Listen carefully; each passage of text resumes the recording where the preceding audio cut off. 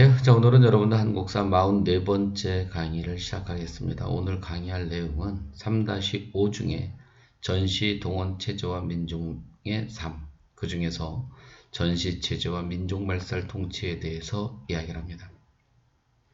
여러분들 가지고 있는 교과서 217쪽을 참고하시면서 강의를 들어주시기 바랍니다. 자, 우리가 일본이 병참기조화 정책을 추진하는데 이 정책을 추진하기 전에 1929년에 세계는 인류 역사에서 한 번도 경험하지 못한 일을 당합니다. 자, 먹을 것이 없어서 고통받았던 모습과는 전혀 다른, 즉 물건이 많아서, 생산이 많아서 결국 공황이 발생합니다.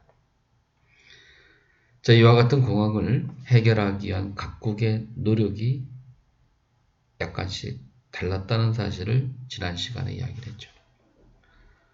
많은 식민지를 거느리고 있었던 영국과 프랑스는 경제 블록화 정책을 통해서 해결하였고, 미국은 뉴딜 정책을 통해서 해결하려고 했습니다.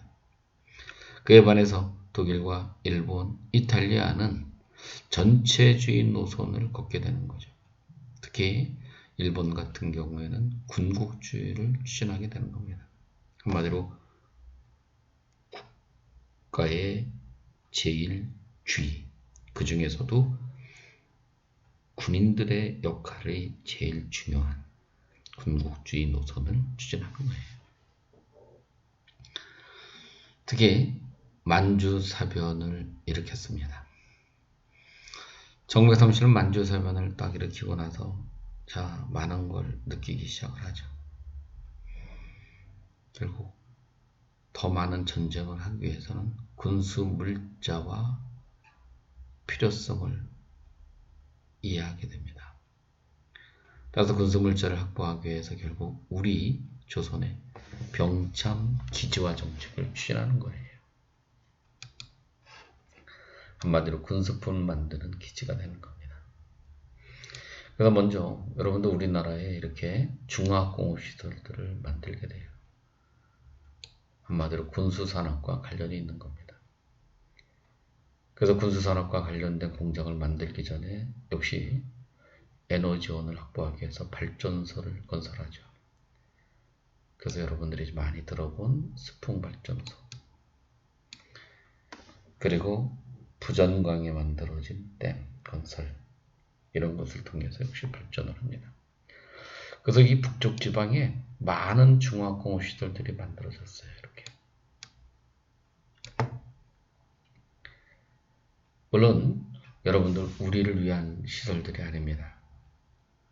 물론 이제 우리 나라의 국토균형 발전에는 상당히 지장을 가져다 주죠. 왜? 북쪽 중심으로 공업이 발전을 합니다. 그래서 문제점, 지역 간의 불균형을 초래하는 점이 있죠. 두 번째는 남면 북양 정책을 추진합니다. 남쪽에는 면을 주로 심고 북쪽에는 양을 기르게 하는 겁니다. 한마디로 우리나라에서 공업의 원료를 확보하기 위한 일환으로 시행된 정책입니다. 그래서 여러분들 이쪽에 이렇게 사진에 보니까 양을 기르는 모습이 있죠. 물론 이와 같은 남면 북양 정책은 우리나라 농촌 경제를 역시 붕괴시키죠. 바로 회기라 현상이 나타나는 현상을 보여줍니다. 자, 이와 같은 31년 만주사변 이후에 우리는 여러분들 일본에 의해서 병참 기지화로 전락되는 모습을 지금 확인했습니다. 자, 나아가서 일본은 중일전쟁을 일으킵니다. 자, 이 중일전쟁은 일본인들에게는 많은 생각을 가져다 주죠. 그 이유는 뭐냐면 그래도 자기들이 아시아에서 최고 강대국이라고 생각을 해서 이제 드디어 말 그대로 중국을 쳐들어갑니다. 자, 만리장성을 넘었습니다.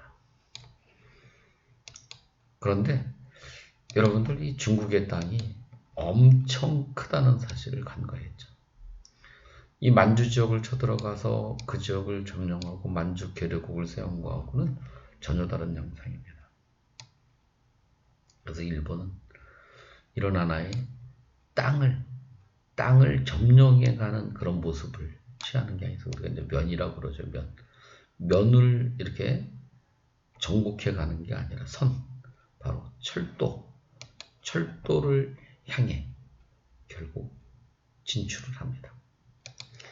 자, 이게 무슨 말이냐면 말 그대로 일본이 이렇게 철도역을 중심으로 이렇게 점령해서 들어간다는 얘기예요. 그러면서 느끼겠죠. 야, 정말 우리 일본인 이 쪽수 숫자로는 한계가 있구나. 그래서 여기서 깨닫게 되죠. 결국 우리 조선인을 끌어다 대자. 그러니까 조선인을 끌어다 대려고 하는 겁니다. 그러다 보니까 결국 이제 당연히 일본과 조선은 하나야. 그런 논리를 내세운 게 바로 내선일체입니다. 여기 내자, 선자. 그래서 우리가 내지인할 때 내. 그리고 우리가 예지인하면 이제 바깥에 중에 바로 조선인. 그래서 조선인과 일본인은 하나다. 그럼 우리 민족이 딱 생각을 해보면 뭐라 그러겠어요? 야, 이제 일본인과 조선인은 하나니까 중일전쟁에 너희들도 참여해. 우리나라 사람들 보고 참여하래. 그럼 우리가 뭐라 그러겠어? 오케이 하겠습니까? 무슨 그지 같은 생각이야. 지랄하고 자빠졌네. 이랬을 거 아니에요. 그랬더니 뭐라 그러냐면 왜 남이라고 생각하네. 조선과 일본은 하나이고 하나일 수밖에 없는 건 할아버지가 같대요. 응? 무슨 개뿔 뜯어먹는 소리 하고 있어요. 할아버지가 같대. 자기네 천조 대신과 즉 개국시조인 천조 대신과 당군 왕검은 말 그대로 이복 형제래요. 자기네 천조 대신은 하나님의 큰아들의 자식이고 우리 환흥은 바로 첩의 자식이래요. 그러니까 작은 집이 큰 집이 어려운 일을 당하면 도와야 되는 거 아니냐? 지금 우리만 지금 중국을 쳐들어가는데 문제가 있으니까 니네 조선인도 참여해야 돼 이런 논리죠. 그래서 우리가 무슨 개소리야 이랬을 거 아니에요. 그랬더니 자 한국신민서사를 암송시키는 겁니다. 자, 한국신민이라는 건 천황국가의 신하된 백성 이런 뜻이죠. 그래서 이제 무슨 말이냐면 바로 이제 여러분도 어린이들한테 막 외우기 시키는 거예요. 우리들은 내일본제국의 시민입니다. 우리들의 마음을 갚아야 천황폐하에게 충의를 다하겠습니다. 우리들은 인고를 연하여 훌륭하고 강한 국민이 되겠습니다. 계속 외우다 보면 천황에게 충성해야 되는가 보다 이렇게 세뇌되죠. 거기다가 여러분들 이렇게 이제 보통학교도 이름이 바뀌어요. 여기 한국의 국자 따고 여기 신민의 민자 따서 무슨 학교? 국민학교라는 이름으로 바뀌게 되는 거고. 그러니까 국민학교는 말 그대로 일본 천황에게 충성하는 신민을 양성하는 교육기관이라는 뜻입니다. 자, 이와 같은 그런 하나의 국민학교라는 이름이 참 오래도록 지속이 됐어요. 지금은 초등학교라고 부르지만 이것도 사실은 뭐 얼마 안 됐습니다. 이름 바뀐 지. 90년대에 바뀌는 거예요. 자, 그러면 여러분들 지금 이렇게 한국신민서사 암송시키고 국민학교로 이름을 개칭하고 그 다음에 여러분들 일본의 잡신인 이런 신에 모시는 사당에 즉 신사에 참배하는 겁니다. 매달 한 번 정도는 참배시켜요. 물론 여러분들 우리나라에는 신궁, 그러니까 신의 궁궐이 두 군데, 신의 사당이 한 800여 곳이 있었습니다. 그래서 전 국민들이 참배시키는. 물론 신궁에는 남산하고 그 다음에 충남 부여에 설치를 했어요. 그 다음에 이 하루에 역시 궁성, 궁이라는 건 뭐 일본 천황이 사는 궁성을 향해서 이렇게 아이고 이렇게 인사해야 돼요. 이런 식으로 지금 온 가족이 다 지금 봉당에서 내려와서 저 봉당이라고 그러죠 옛날에 여기. 자 마당이 있는데 내려와서 지금 이렇게 인사하고 있고. 그리고 성씨도 개명을 합니다. 장씨 개명을 하죠. 장씨를 개명하지만 사회활동 그 다음에 뭐 학교를 다닐 수가 없었으니까 사실은 어쩔 수 없이 많은 사람들이 개명을 하죠. 그리고 그뿐만 아니라 교육과 사상에 대한 통제가 이루어집니다. 당연히 우리 민족을 상징하는 우리 민족의 대표적인 학문이라고 할 수 있는 국어, 국사, 교육 다 금지시키죠. 그리고 역시 동아일보와 조선일보를 폐간시킵니다. 그리고 우리말을 연구했던 단체인 조선어학회도 역시 해산을 시키는 겁니다.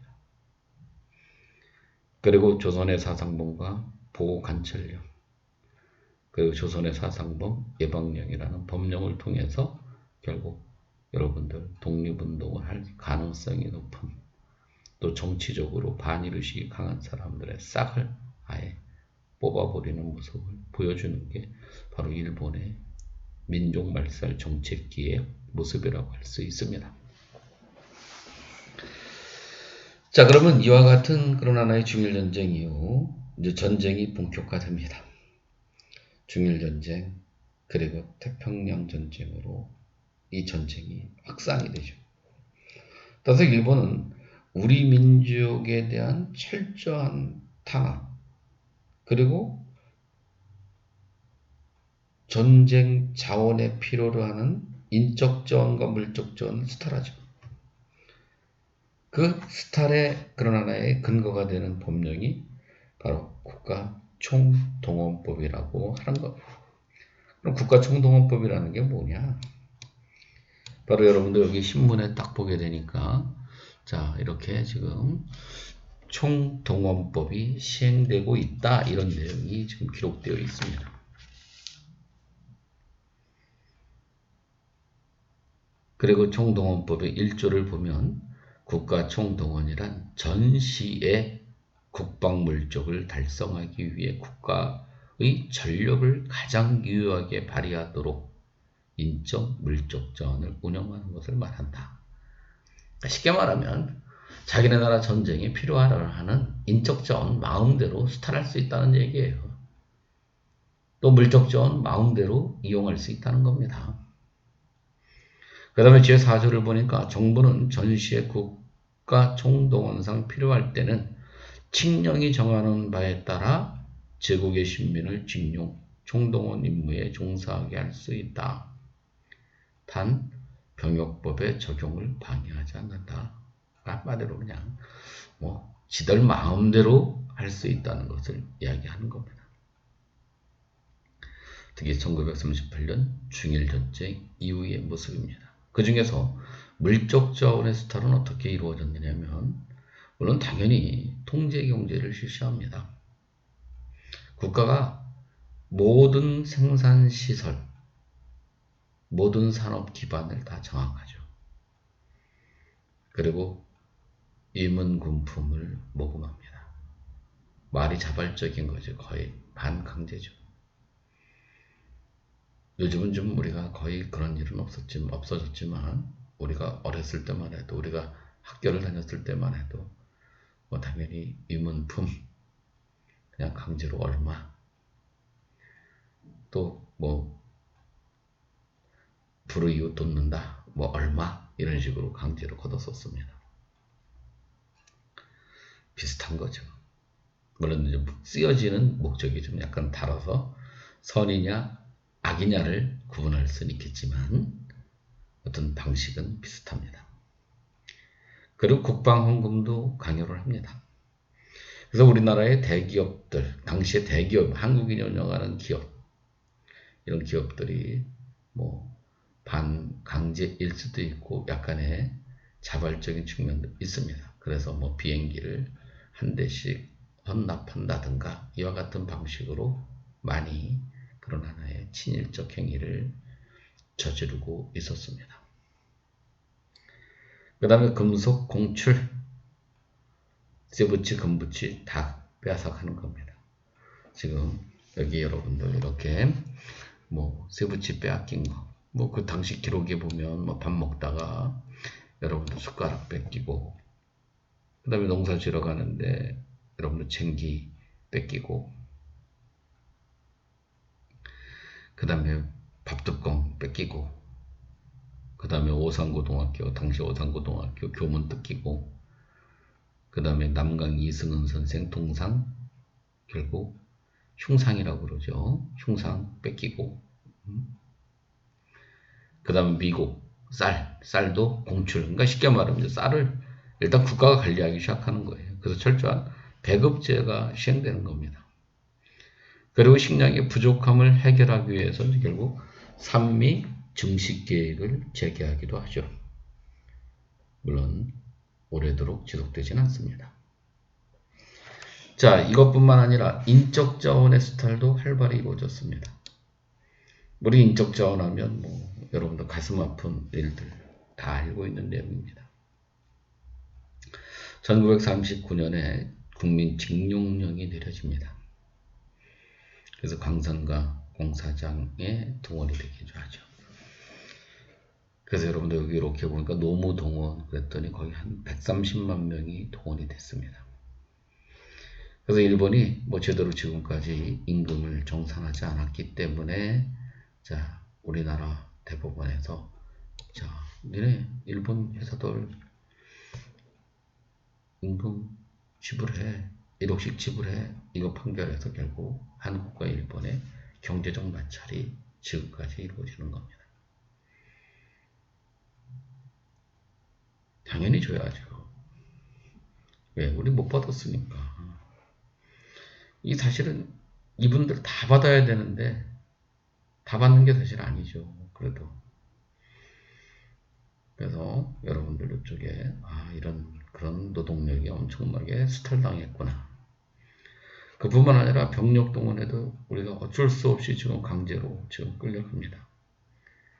육군특별지원병제를 실시합니다. 그래서 물론 이때는 뭐 이렇게 특별 지원한다. 물론 뭐 일부 사람들 중에는 자발적으로 간 사람들도 있었지만 거의 타의적으로 거의 끌려가는 거죠. 그 다음에 여기서부터는 뭐 거의 100% 이건 타일적인 겁니다. 자, 징병제, 그 다음에 학도 지원병제. 그리고 여성들의 그런 하나의 노동력을 수탈하기 위해서 여자 근로 정신대라든가, 그 다음에 일본군 위안부, 우리가 흔히 이야기하는 요즘 소녀상 문제와 관련이 있는 그런 군 위안부 문제입니다. 자, 이 사진의 모습을 보면 당시 우리들의 이 여성들의 삶의 모습을 우리가 간접적으로 이해할 수 있죠. 자, 그래서 이와 같은 인적 자원이 수탈당했습니다. 그러면 여러분들이 이와 같은 일본의 전시체제의 모습을 가장 잘 보여주는 그런 하나의 이 노래가 있습니다. 함경도 가요입니다. 자, 수능에서도 가끔씩 응용이 되기도 합니다. 신고산이 우르르 화물차 가는 소리에 지원병 보낸 어머니 가슴만 짓듣고요. 지원병의 이야기입니다. 그 다음에 어랑어랑 어야, 또 양곡 배곡 적어서 여기 배급제가 이루어졌다는 거죠. 곡식의 배급제가 적어서 콩깨묵이라는 거 뭐냐면 콩기름을 짜고 남은 이 찌꺼기가 있습니다. 그 찌꺼기를 먹고 산다는 거죠. 그 신고산이 우르르 화물차 가는 소리에 또 정신대 보냈습니다. 자, 노동력을 착취당하러 간 거죠. 딸이 가엾어서 울고요. 불만 씻는 어미서 배가 고파서 오느나. 젠장. 소도 배가 고파. 소도 배고픈데 여러분도 우리 사람이 얼마나 배가 고팠겠어요.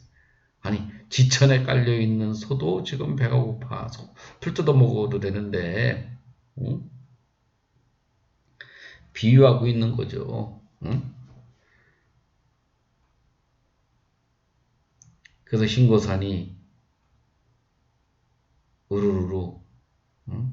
화물차 가는 소리에 금붙이, 쇠붙이, 밥그릇 모자 모두 다 빼앗겼다는 겁니다.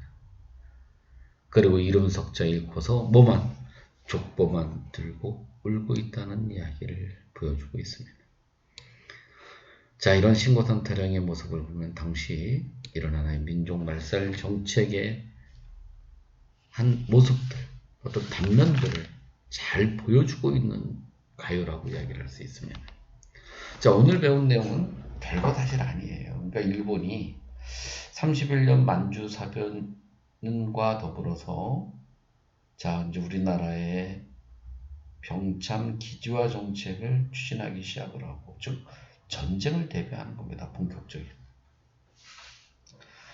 그리고 중일전쟁을 계기로 해서 총동원령 체제, 한마디로 전시 체제로 전환이 됐음을 의미하는 거예요. 따라서 거기에 걸맞는 식민 정책, 한마디로 우리 민족을 철저하게 부정하고 자기네 민족화하려는, 즉 일본 천황의 신화된 백성으로 양성하려고 하는 황국신민화 정책이 추진된 시기의 모습입니다. 그리고 경제정책으로는 총동원령 체제가 있었다는 이야기죠. 그래서 한마디로 우리가 엄청 힘들었던 시기다. 그렇게 이해하시면 되겠습니다. 자, 이것으로서 여러분들 44번째 강의를 마치기로 하겠습니다. 대단히 감사합니다.